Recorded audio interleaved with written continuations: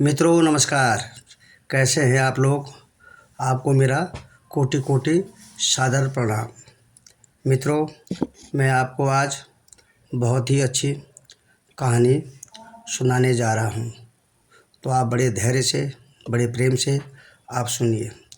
राम नाम जपने से क्या फ़ायदे होते हैं, क्या फल मिलता है, तो आप कथा को श्रवण जरूर करिएगा। कहते हैं कि राम नाम जप करने से होते हैं ये फायदे। एक व्यक्ति हमेशा राम नाम का जप किया करता था। धीरे धीरे काफ़ी बुजुर्ग हो चुके थे, इसलिए वे एक कमरे में ही पड़े रहते थे। जब भी उन्हें शौच स्नान आदि के लिए जाना होता था तो वह अपने बच्चों को आवाज़ लगाते और बेटे उन्हें ले जाते। धीरे धीरे कुछ दिन बाद बेटे कई बार आवाज़ लगाने के बाद कभी कभी आते और देर रात तो भी नहीं आते। इसलिए इस दौरान वे कभी कभी गंदे बिस्तर पर ही रात बिता दिया करते थे। उन्हें बहुत ही कष्ट होता था, बहुत ही दुख होता था। अब और यह बुढ़ापा होने के कारण उन्हें कम दिखाई देने लगा।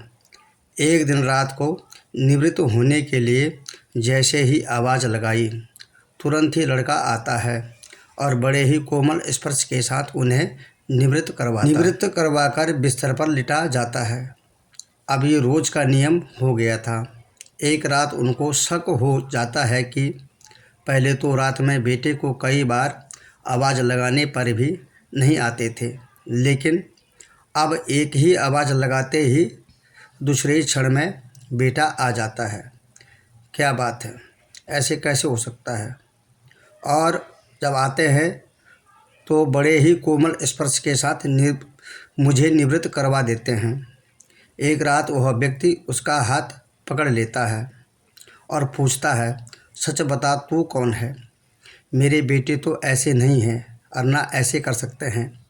तभी अंधेरे कमरे में एक अलौकिक चमत्कार हुआ और उस लड़के रूपी ईश्वर ने अपना वास्तविक रूप दिखाया। वह व्यक्ति रोते हुए कहता है, हे प्रभु, आप स्वयं मेरी निवृत्ति के लिए आप आए हैं। यदि मुझसे इतने प्रसन्न हैं तो मुक्त ही दे दो ना। प्रभु कहते हैं, जो आप भुगत रहे हो वो आपके प्रारब्ध है। आप मेरे सच्चे साधक हो, आप मेरे बहुत बड़े भक्त हो, हर समय मेरा नाम जप करते हैं, इसलिए मैं आपके प्रारब्ध भी सच्ची साधना के कारण स्वयं कटवा रहा हूँ।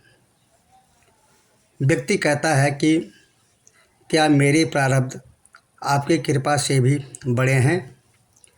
क्या आपकी कृपा मेरे प्रारब्ध नहीं काट सकती?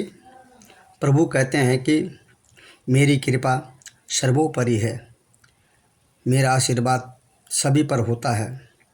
ये मेरे भक्तों पर निर्भर करता है कि मेरे भक्त मुझे किस प्रकार याद करते हैं। ये आवश्यक ही आपकी प्रारब्ध काट सकती है, लेकिन फिर भी अगले जन्म में ये प्रारब्ध भुगतने से फिर आना होगा। यही कर्म नियम है।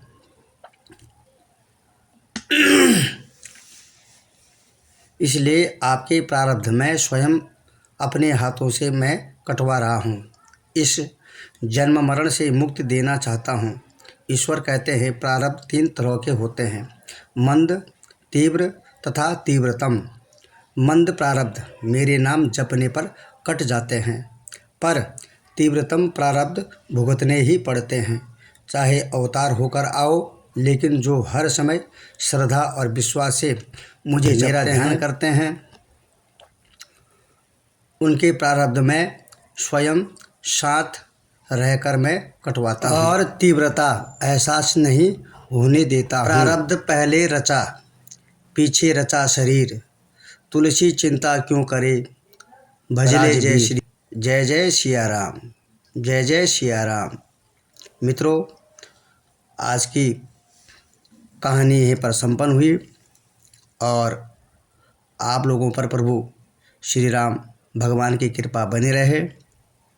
और आपको कथा कैसी लगी ज़रूर बताइएगा। जय जय सीताराम। नमस्कार।